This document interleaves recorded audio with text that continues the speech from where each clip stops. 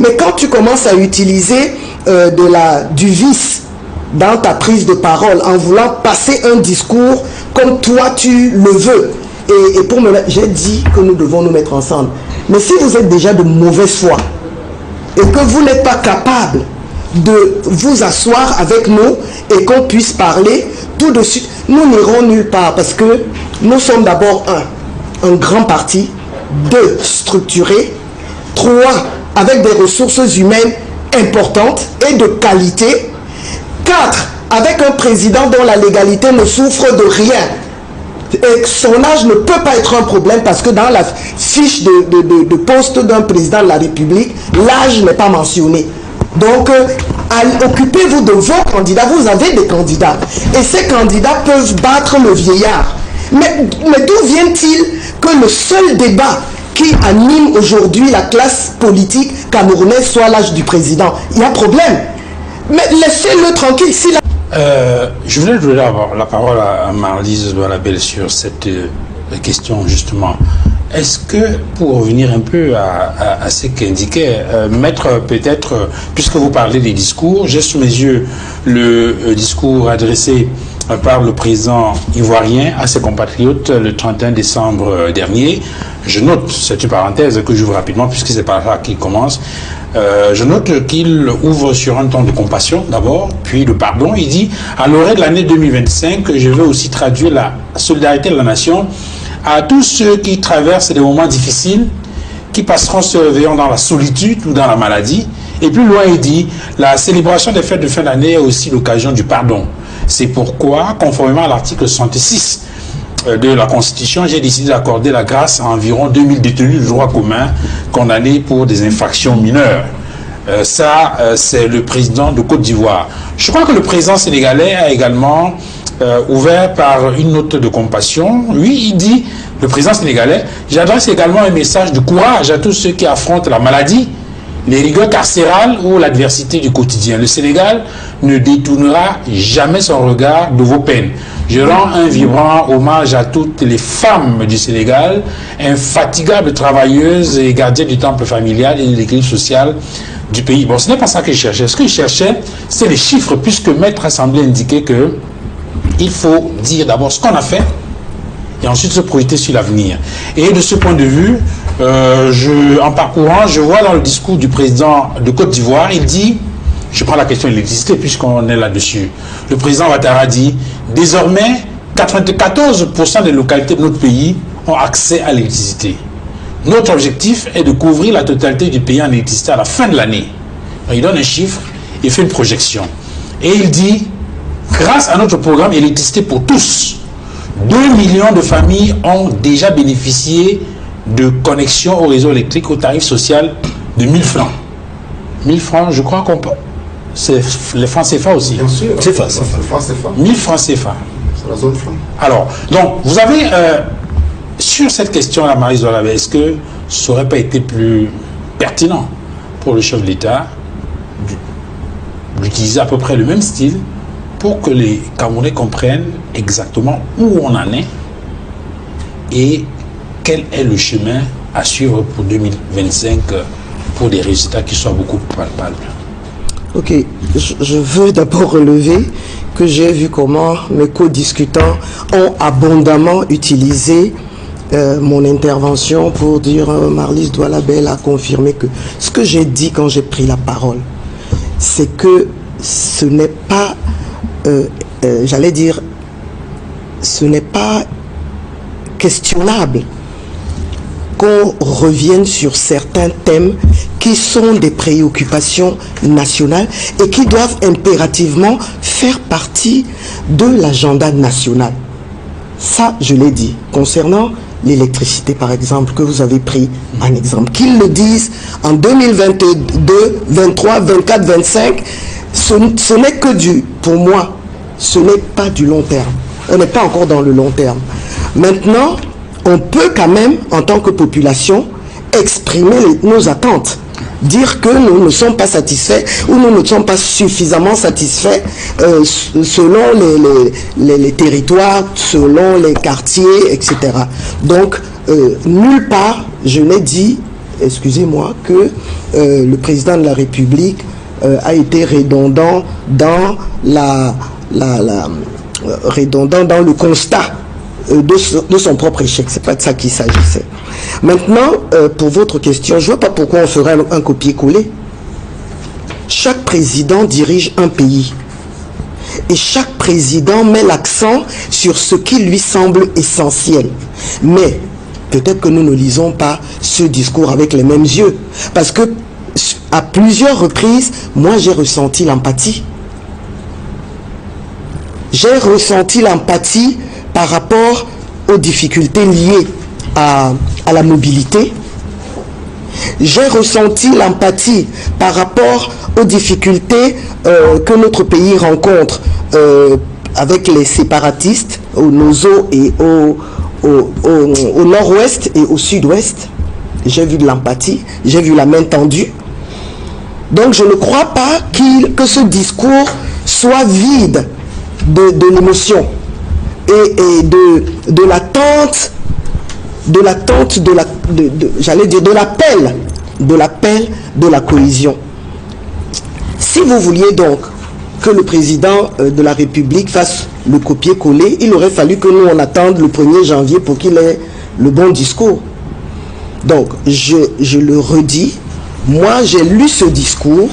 Il a commencé par nous dire qu'il avait dit que 2024 sera une année décisive. Et ensuite, il a déclaré que cette attente, ou alors cette situation devait être vécue par l'ensemble des Camerounais comme un problème national. Quand on dit, je n'ai plus le bon terme, mais en fait, il voulait dire que cette conception du mandat de 2024 qu'il avait, il s'attendait à ce qu'elle soit portée par l'ensemble des Camerounais. Mais avouons que ce n'est pas le cas.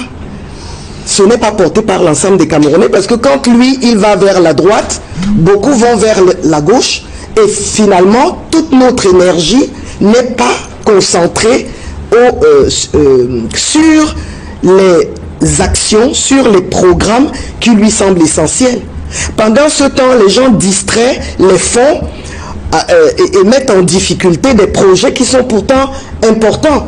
Donc, moi, j'ai vu beaucoup d'empathie dans ce discours et je voudrais croire que nous allons tous... Et j'ai aussi oublié son rappel par rapport à Elikam. Il a certainement eu des rapports et il a été à l'écoute du peuple et il s'est rendu compte qu'il y a un certain nombre de dysfonctionnements qu'on relève ici et là. Il a dit, il a pris l'engagement qu'il fallait que tout cela soit clarifié. Je vais vous aider. Oui. Je suis bien conscient que certains de nos compatriotes continuent d'éprouver des difficultés pour s'inscrire sur les listes électorales en raison du défaut de carte nationale d'identité. Nombre d'entre eux se trouvent également de leur propre fait en situation de double nationalité. J'ai ordonné les mesures nécessaires pour faire face à cette situation qui devrait être rapidement réglée. En réalité, il y a eu comme une autre d'espoir, Marlise Douarabel, sauf que lorsqu'on regarde les instructions précédentes faites par le chef d'État sur des questions précises, on n'a pas le sentiment que ces ministres l'écoutent, exécutent ce qu'il dit.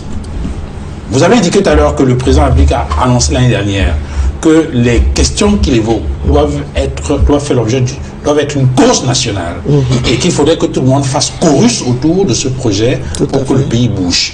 Et vous avez indiqué tout à l'heure que pendant que le chef d'État est en train de conduire les gens vers la gauche, il y en a qui vont vers la droite. Et il me semble que les premiers à le faire, ce sont les membres de son propre gouvernement. Je ne sais pas si c'est les premiers, mais dans tous les cas, vous savez, je suis à mes heures perdues formateur en management et en leadership. Et il y a un exercice de Mintzberg que j'aime beaucoup, où on essaye de demander à chacun dans la salle de dire pourquoi il n'atteint pas ses objectifs.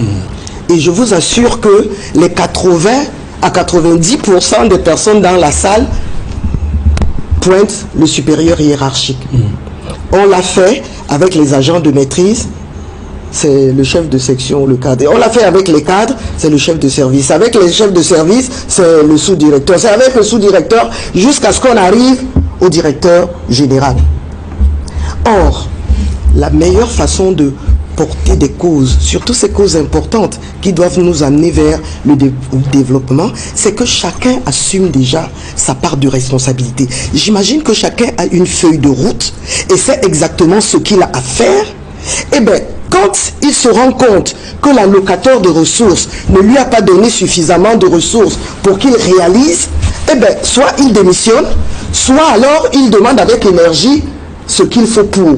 Donc, je dis nous tous, donc, des membres du gouvernement aux citoyens lambda, chacun de nous doit porter sa cause. La personne, par exemple, le recruteur qui prend de l'argent à quelqu'un pour le recruter, ne fait pas son boulot. Et ce n'est pas un membre du gouvernement. Il ne fait pas son boulot. Et il met même l'entreprise, qui est son entreprise, en difficulté, parce qu'en jouant à ces jeux-là, on n'est pas sûr qu'on va avoir le vivier de compétences requis pour relever les défis de l'entreprise. Dites-moi. Donc chacun de nous a un petit travail à faire. Dites-moi, oui. Quand le président de la République dit ceci, au sujet des routes, permettez-moi de dire un mot sur le réseau routier. Je suis conscient du sentiment de frustration qui vous habite au regard de la dégradation de nos voiries urbaines et interurbaines. Cette situation, vous vous en doutez bien, a un impact réel sur les activités économiques et est très souvent à l'origine de nombreux accidents de la circulation. Je puis vous assurer que l'état de notre réseau routier ne reflète pas les efforts et les sacrifices qui sont consentis pour la réhabilitation de son extension. À qui s'adresse-t-il de votre point de vue? À l'équipe qui est en charge de mettre en œuvre ces programmes. Maintenant, peut-être qu'en questionnant ces équipes, elles pourraient mettre à nu les difficultés auxquelles ils sont confrontés. Sauf que ce n'est pas maintenant qu'il faut le faire. Il faut le faire au moment où on se rend donc compte qu'on est dans le cercle vicieux, c'est-à-dire qu'on n'arrive pas à faire. Mais ce n'est pas attendre que quand le président de la République s'inquiète de cette situation qu'on commence à expliquer. Mais il y a les problèmes liés peut-être à j'allais dire au profil des personnes, il y a des problèmes liés aux ressources humaines, il y a des problèmes liés à la qualité de la planification, il y a des problèmes liés maintenant à la gouvernance, parce que bon, il faut qu'on l'admette, se pose un problème de gouvernance qui est très dangereux et qu'il va nous falloir adresser, comme le président de la République l'a dit, de manière très exigeante. Parce que si nous voulons conduire le prochain mandat, il va nous falloir avoir des personnes capables de mettre en avant le bien public, de mettre en avant le citoyen et ses attentes. Parce que c'est pour ça qu'on fait la politique. On fait la politique parce qu'on croit être en mesure de soutenir le développement des populations, de mettre à leur disposition le minimum d'infrastructures sociales et même, j'allais dire, pas seulement sociales, même intellectuelles, même intelligents. Parce que là, vous savez tous que maintenant, on est tous interpellés par le digital. Il faut qu'on soit à l'heure, il faut qu'on soit capable de développer. Quand on nous envoie à faire les champs, par exemple, excellente idée, parce que l'import-substitution va dépendre un peu de cela. Mais ça va aussi demander tout de suite qu'on ait des ingénieurs capables d'assurer comment dirais-je, la révolution industrielle requise pour la transformation de nos produits. Donc c'est de vastes chantiers qui demanderaient à ce que l'opposition nous rejoigne pour qu'ensemble on trouve des solutions encore plus pérennes et que soit donc mis en responsabilité des personnes qui ont ce souci plus que d'autres. Dans le gouvernement, il y en a beaucoup qui travaillent. Ce n'est pas tous les secteurs qui sont en difficulté. Il y a des secteurs qui sont plus en difficulté que d'autres et pour diverses raisons. Mais je vais chuter pour dire que nous sommes véritablement à une période de la vie de notre nation qui demande à ce que nous mettions nos têtes, nos cerveaux ensemble pour trouver les bonnes solutions. et sauver notre pays. Heureusement que l'opposition est représentée sur le plateau. Il me semble qu'au niveau de l'opposition, ils disent que c'est bon, il faut passer à autre chose. En tout cas, on revient là-dessus tout à l'heure. Edmond Kamgia, est-ce qu'il suffit, comme fait le président de la République, est-ce qu'il suffit de faire des constats, de dire ça ne marche pas? Ça, les opposants politiques le disent tous les jours. Tout à fait. Donc, en réalité, le sentiment qu'on a, c'est que le président lui rejoint ces opposants politiques. Ils disent qu'il n'y a pas de route, les routes sont en mauvais état, il y a la corruption, il y a des détournements de fonds, les gens n'ont pas de carte nationale d'identité. Finalement, le président les rejoint. Mais est-ce que cela suffit de le dire?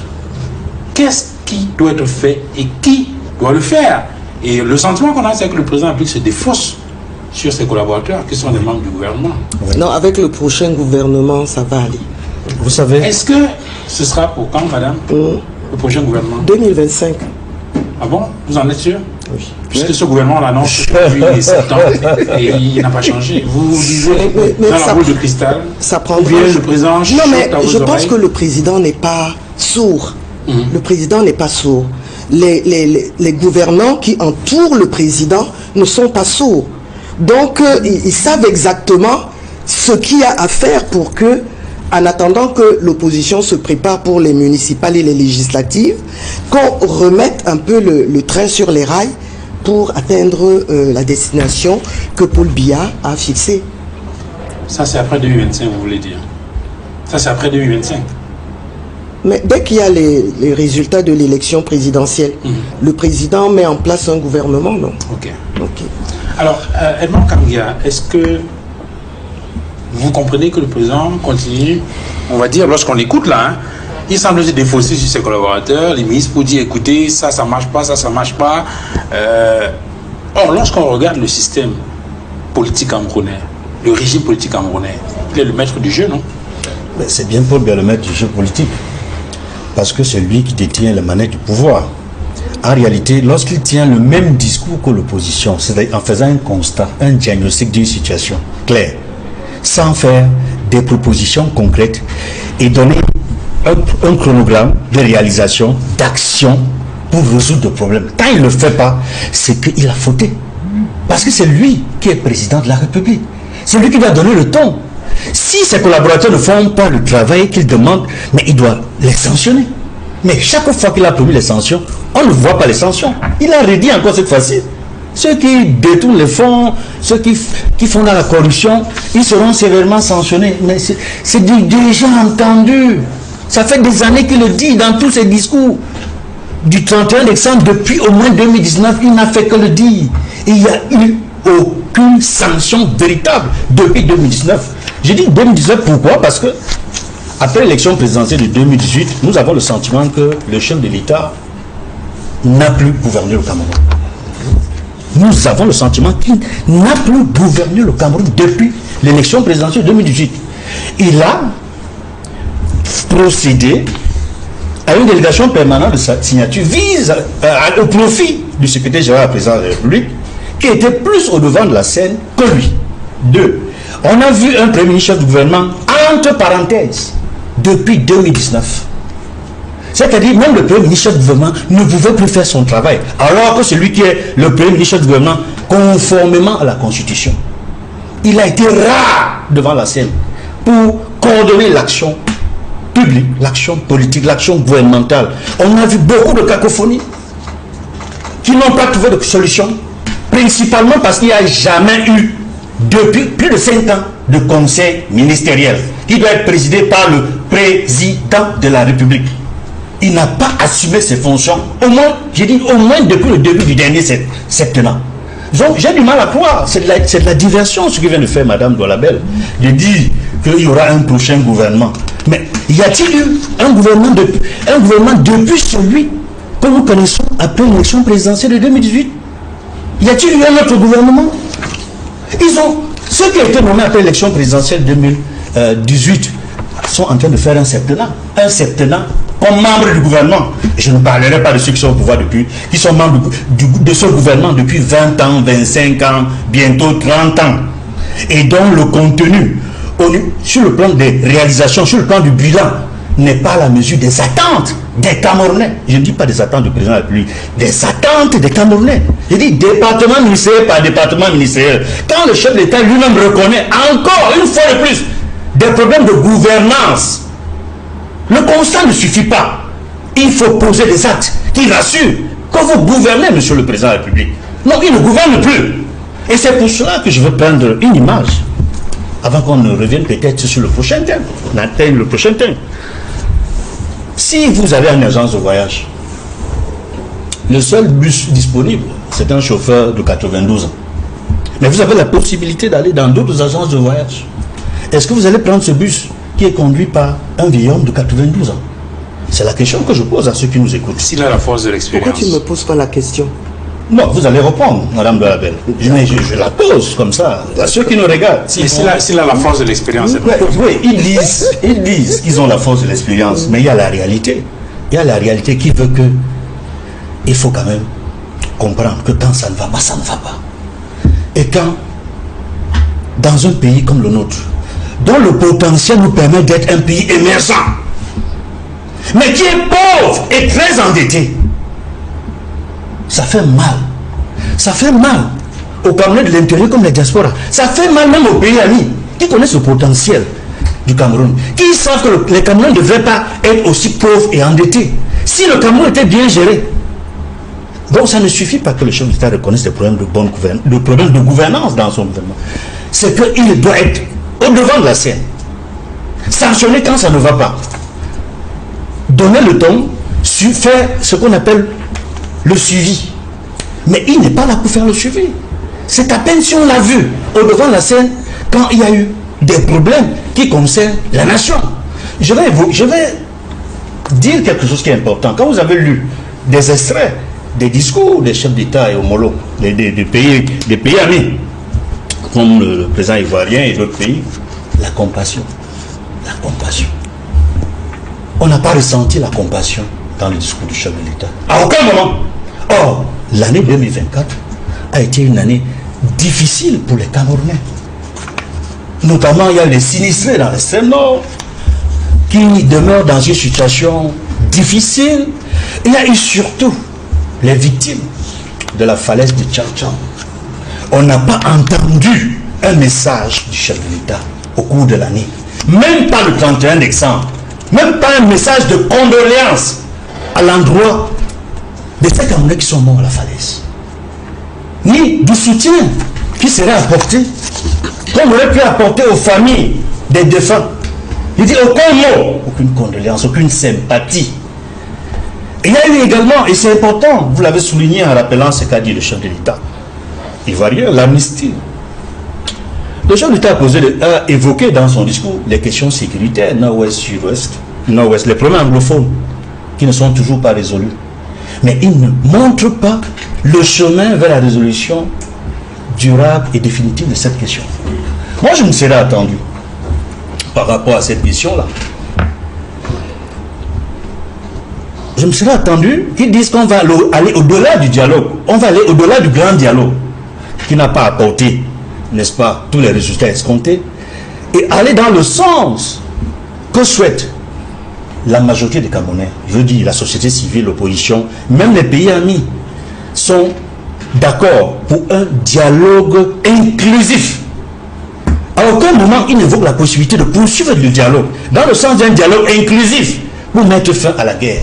Ces solutions sont plutôt des solutions militaires.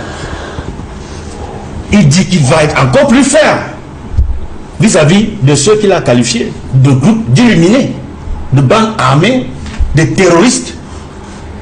Ce n'est pas un discours qui amène des belligérants, une partie des belligérants, qui les rassure de la volonté de celui qui tient les manettes au pouvoir de dialoguer. Et je crains que cette guerre continue, que ce soit une guerre d'usure, où des forces de défense et de sécurité continuent à mourir, et dont les images circulent, on le voit sur les vidéos, sur Facebook et autres, et partout, et ça donne de la peine aux familles des concernés. Pas seulement les forces de défense et de sécurité, mais il y a également des familles qui sont brisées, des hommes qui sont tués, des innocents qui meurent, des enfants qui ne peuvent pas aller normalement à l'école dans le nord et le sud-ouest. Parce que le gouvernement n'a pas compris la nécessité d'aller dans un dialogue inclusif qui permet de faire en sorte que tout le monde puisse s'asseoir autour d'une table, y compris les donneurs d'ordre qui sont à l'étranger, y compris certains acteurs, bandes armées, qui ont déjà accepté. Je parle sous le contrôle des Nations Unies, qui ont accepté, il y a des bandes armées qui ont accepté le dialogue inclusif. Il y a au moins 6 ou 8. Mais ils veulent que le gouvernement montre sa volonté de dialoguer. Mais jusqu'ici, non seulement le gouvernement ne montre pas sa volonté de dialoguer, mais il méprise des pays amis comme le Canada, dont la médiation aurait pu permettre d'aller beaucoup plus loin. Et ça veut dire qu'en définitive, quand je parle de compassion, je pense également aux prisonniers, aux nombreux prisonniers d'opinion, ou si vous voulez, des prisonniers politiques. Parce que c'est en fin d'année comme ça que dans des pays normaux qui sont des États de droit, le chef de l'État prend des mesures. Ça peut être la réduction des peines, ça peut être également l'amnistie vis-à-vis de ceux qui, d'une manière ou d'une autre, se sont retrouvés dans une situation de détention, mais qui, pour la plupart, ne l'ont pas été de leur fait. Je pense notamment à plusieurs centaines de prisonniers de ce qu'on a appelé la crise anglophone, qui s'est transformée aujourd'hui en guerre.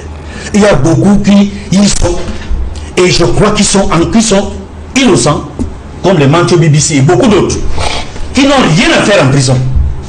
Je pense également aux prisonniers du MRC, qui, pour ceux qui ont été arrêtés à travers des marches pacifiques, ont été jugés et condamnés devant des tribunaux militaires. Il n'a jamais été prouvé qu'ils l'ont été pour des questions de subversion, pour des questions d'insurrection, de rébellion, de révolution. Ça n'a jamais été prouvé.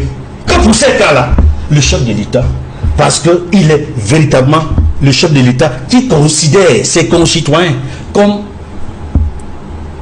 ceux avec lesquels il est capable de dialoguer, puisse prendre des mesures qui visent à ce qu'on appelle l'apaisement. L'apaisement politique. Parce que cette année inaugure une année très tendue. Pas seulement sur le plan fiscal, mais davantage sur le plan politique. Alors, à cause de l'élection présidentielle qui s'annonce, et dont le chef de l'État a évoqué la possibilité pour lui d'être candidat en disant, je le répète, ma détermination à vous servir reste intacte. On va en revenir, mais je voulais avoir une précision juste en 10 secondes, Edmond. Le président de la République dit, ça c'est dans son discours récent, Camerounais, plusieurs de nos compatriotes ont perdu la vie cette année à la suite d'accidents dont certains étaient pourtant évitables. Il en est ainsi des accidents de la route comme de l'effondrement des constructions bâties en violation des règles en vigueur. Les mesures prises par les pouvoirs publics pour réduire les risques en la matière vont se poursuivre et s'intensifier. Nous avons également déploré de nombreuses victimes du fait des catastrophes naturelles, le drame de la falaise de Tchang et les inondations survenues dans la région de l'extrême nord témoignent des conséquences auxquelles nous exposent de plus en plus les changements climatiques. Vous aurez souhaité qu'ils disent... J'aurais aimé qu'ils disent, j'adresse mes condoléances aux familles de toutes ces personnes qui ont perdu la vie à cause du mauvais état de la route. Alors, Maître Augustin Gueffak, est-ce que cela suffit de faire des constats comme semble le faire le chef d'État? Est-ce que cela suffit de dire oui, si ça ne va pas? Est-ce qu'il ne faut pas prendre des mesures concrètes, palpables, pour résoudre effectivement ces problèmes, de manière à ce que les citoyens eux-mêmes voient qu'il y a des efforts qui sont faits par les pouvoirs publics? Je pose la question parce que si je veux revenir au discours du président ivoirien, il y a un extrait dans lequel il dit « En matière de santé, la couverture du territoire se poursuit. Désormais, 80% des populations vivent à moins de 5 km d'un centre de santé contre 66% en 2011. » Lorsqu'on a des chiffres comme cela, il me semble que cela permet de faire une évaluation, de savoir de façon précise d'où on vient et où on va. Est-ce que cela suffit de faire le constat? Est-ce qu'il ne faut pas poser des actes concrets pour qu'on voit comment la gouvernance s'améliore? Duval, je ne peux pas avoir meilleure réponse que celle donnée par honorable Marlise Bell ici. C'est que le gouvernement actuellement en place, le président de la République, est en panne de solutions. C'est pourquoi elle a fait le premier constat avec les fameuses formules, vous pouvez revoir. Il va falloir, elle a conclu par il va falloir la bonne gouvernance. Et elle a donné la solution. Elle a dit qu'elle sollicite l'intervention de l'opposition pour sauver le peuple. Elle est là. Il va falloir faire appel à l'opposition, action conjuguée avec ceux qui sont aux affaires pour sauver le pays. Je ne sais pas s'il peut y avoir une meilleure solution que celle-là. Alors, je reviens donc à la vraie question. Le président de la République est en panne de solutions. Même les constats, il n'en peut plus. Voyez-vous, vous avez commencé cette seconde vague de questions en évoquant les remises de peine en Côte d'Ivoire. Les remises de peine supposent que le Conseil supérieur de la magistrature fonctionne là-bas. Au Cameroun, il y a 3 ou 4 générations d'auditeurs de justice qui sont formés, qui ne peuvent pas être intégrés parce que le Conseil supérieur de la magistrature ne peut pas se tenir. Du fait de qui? Du fait du président de la République, parce que c'est lui le président. Il y a des membres qui sont décédés, il refuse de les remplacer. Non, pas qu'il refuse, il ne les a pas remplacés. On sait qui? Il ne les a pas remplacés. Mais alors, ce qui tue le Cameroun, c'est que en 42 ans, nous avons déjà été presque tous phagocytés, au rejet. Personne ne veut assumer. Le président du Conseil supérieur de la magistrature, c'est M. Paul Biya, c'est le président de la République. Ça doit se tenir chaque année. Et chaque année, il doit affecter les magistrats. Pour qu'il y ait grâce, il faut que ce conseil-là se tienne, se prononce. Ça fait 4 ans, silence. Parce que lui, il n'est pas là. Comme quoi, il va falloir la bonne gouvernance. Oui, la Constitution dit justement que le président de la République exerce le droit après avis du Conseil supérieur de la magistrature. C'est aussi simple que cela. Il faut qu'il statue d'abord. Et elle a donné la solution là-dessus.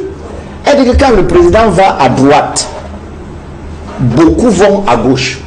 Si on met ça sur une balance, il est seul à droite, beaucoup à gauche le dépassent. Il ne peut pas. C'est elle qui donne. Honorable Marlise, c'est-à-dire haut placé dans le RDPC. Elle dit, quand le président de la République va à droite, beaucoup chez eux vont à gauche. Mettez ça sur un plateau. C'est comme ça. Le président est loin en l'air. Donc il ne sait plus ce qui se passe là-bas. Il ne peut pas. Alors, qu'est-ce qui bloque la tenue des conseils supérieurs de la magistrature? Elle a déjà expliqué. Ils sont nombreux qui ne veulent plus que ça se tienne. Parce qu'il y a beaucoup qui vont à gauche. Le président seul va à droite. La seule chose qu'ils ont pu faire ce jour-ci, c'est de dire que le président a dit que ceux qui sont en attente là, on les dispatche dans les paquets en attente. Et vous lui avez demandé, ça se fera quand? Elle dit après les élections. Après les élections veut dire la phase d'abord de l'élection, octobre-novembre. Ensuite, la proclamation des élections, on est en 2026. C'est après la proclamation des élections qu'ils prendront leur temps pour voir si on va installer ou remplacer les morts, ou remplacer ceux qu'on n'en veut plus. Non. Nous disons une chose, et de façon claire, au moment où nous analysons à notre manière, où nous comprenons à notre manière le discours du président de la République de cette fin d'année, il faut qu'avec Marlise, qu'on lui dise qu'il doit savoir partir. Personne ne va le tuer, comme le professeur Éric Martial avait conseillé là. Nous n'avons pas ce sang-froid là pour le tuer. Il faut qu'il sache partir. Il est dépassé, il n'a pas de solution. Et il n'a jamais admis l'opposition. honorable Marlise. Maintenant, vous convoquez Mondo Vision, l'intervention, bien l'appel de l'opposition. Quelle opposition? Vous disloquez l'opposition. Je prends un exemple. Où se trouve le PCRN? C'est vos ministres qui décapitent le PCRN. Vous voulez que l'opposition? Vous interdisez à l'opposition que vous combattez. Aucune opposition ne peut pointer son nez dehors, dire quelque chose à haute voix, parce que vous traquez. Votre seule solution, c'est le marteau. Votre seule arme, c'est le marteau. Vous êtes dépassé. Vous êtes dépassé. Il faut qu'on se le dise. La seule solution, ne parlons plus de 2025. On est déjà en 2025. Dans quelques mois, on aura des élections. Le plus important, c'est de dire aux Camerounais, le constat est cinglant. Le RDPC, à travers les honorables, nous disent, l'opposition venait nous aider. L'unique aide, c'est à travers les urnes. Chacun doit aller s'inscrire pour ceux qui sont encore en retard. Ensuite, on va voter, on surveille. Moi, je conseille plutôt. Voici comment nous, la société civile, nous conseillons à l'État. Demandez à quelques policiers qui sont encore nerveux, qui n'ont pas encore compris, comme vous, que l'opposition doit vous accompagner, de baisser les armes, de ne plus jamais blesser quelqu'un, de ne plus jamais fesser quelqu'un, de ne plus jamais torturer. Il faut le dire. Et le dire à quelques gendarmes, parce qu'ils ne sont pas nombreux. Oui. Sur 100, il y a autour de 2 ou 3 gars, oui, qui sont un jar. Voilà. Et qui ternissent ces corps d'élite. Il faut le leur dire, expressis verbis, que vous-même vous êtes dépassé, vous demandez à l'opposition de venir vous aider. Ce n'est pas eux qui vont bloquer cette alliance. Et d'ailleurs, l'opposition n'est pas hermétique. C'est ce qu'on demande chaque jour. C'est ce que la société civile demande chaque jour. Le premier exemple, le code électoral consensuellement rédigé. Depuis qu'on vous a envoyé la mouture, même lire, vous interdisez la lecture. Vous voulez donc quelle collaboration? C'est vous qui êtes hermétique. Les opposants, ils sont ouverts. La société civile, elle est ouverte. Et vous êtes en panne de réflexion. Vous plongez le Cameroun dans une voie, dans l'impasse. Ce que nous devons exiger de vous plutôt, c'est de tourner, comme on dit à l'église, tourner vos cœurs. Écoutez le monde, écoutez le peuple. Je suis sûr que vous êtes passé par l'église ce matin. C'est pourquoi vous êtes convaincu vous-même qu'il faut dire la vérité. Comment se fait-il qu'un Camerounais construise une paroisse, une église, il offre à un peuple? Le Vatican envoie un prêtre le prêcher chaque matin. Son prêtre lui dit ce n'est pas bon, il dit que c'est bon. Il est là plus fort que le prêtre. Le RDPC. Tournez vos cœurs. Merci.